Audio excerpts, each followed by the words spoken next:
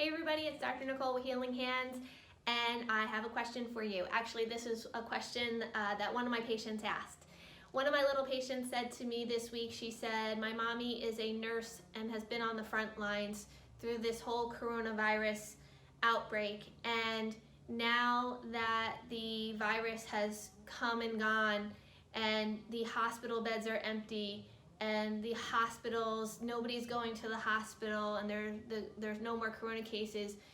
This little girl asked me, why do I still need to get a vaccination? And I thought that coming from an 11-year-old, that was extremely insightful, so I decided to do a video on it.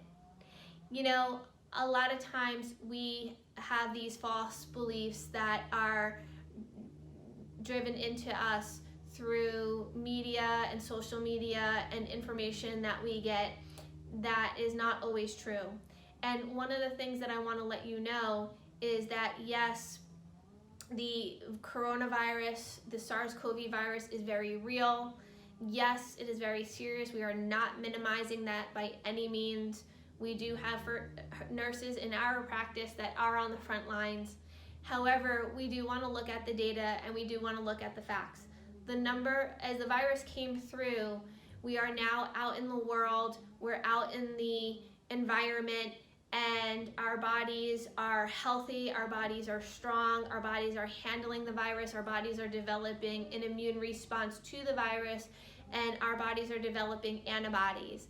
And as our bodies begin to develop antibodies and we have a proper immune response to the virus, the number of cases are going to decline, and it's going to have a natural decline, or we're going to develop a natural herd immunity.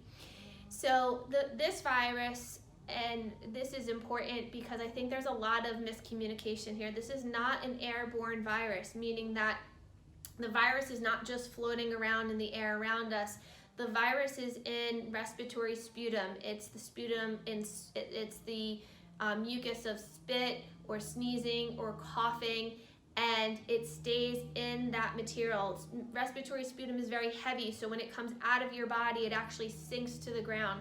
So it's not like this virus is just floating around, but we are having exposure, we are building antibodies, and as we build antibodies, the number of cases is going down naturally without a vaccination. So this girl had a really good question. I don't know why we do that. Well, I do know why we do that, but we're not going to get into that end of it because there's a political and a financial agenda that, you know, if I asked any of you guys out there right now is, do you believe that the pharmaceutical industries have your best interest at heart? I would bet that 99 out of 100 of you would say, no, I don't believe that they have our best interest at heart.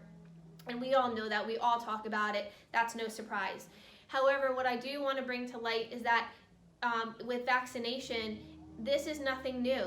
Vaccination has been credited with eradicating disease on the planet, and it has not eradicated any disease known to man. So let me explain. Just about with every disease, especially viruses, because viruses are self-limiting, the number of cases of the virus were already on a natural decline before the vaccination was even introduced into the population. This is true for a couple of viruses. I'll give you a few examples. Number one, the measles. I actually have a graph right here that plots the number of cases of the measles from 1940 all the way up to 2007. And so I'm going to put this up here. Hopefully you can see it. But what you're looking at here is, here you're looking at the plot of the number of measles. The cases were already on a natural decline way before we even got a license for the MMR vaccination. Then the vaccination was not even introduced into the population until 1988. So we took the number of cases of measles already dropped significantly even before the vaccine was already introduced into the population. Another one is polio. Polio is a devastating virus. It has devastated many families. However, if you take information directly from the CDC and you take a look at the number of cases of polio was actually already on a significant natural decline. We were building up a natural immunity to polio way before the vaccine was ever introduced into the population. And in fact, the fascinating thing about polio, which most people don't know, is that when the vaccine was introduced into the population, the number of cases actually spiked in the population before it went back down again. So it actually increased the number of cases and brought even more devastation than the natural virus did in nature. And we see the same thing happening with this coronavirus. We see that it has swept through, is it a real virus? Yes, it is. Is it serious? Yes, it is. But it is sweeping through. Our bodies are developing an immunity. Our bodies are responding to it. And it is a very good question to ask yourself, do we really need to introduce a attenuated virus that we call a vaccine that's full of carcinogenic chemicals, neurotoxins, toxins to our body, toxins to our liver? Do we really need to be injecting that into ourselves when the virus is already on a natural decline?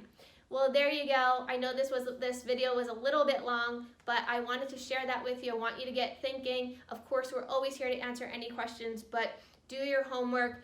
And let's take back our freedoms. Let's take back our control and our responsibility over our own health and how our bodies and our family are going to manage not only this virus, but future viruses and bacteria to come. All right, many blessings. Take care.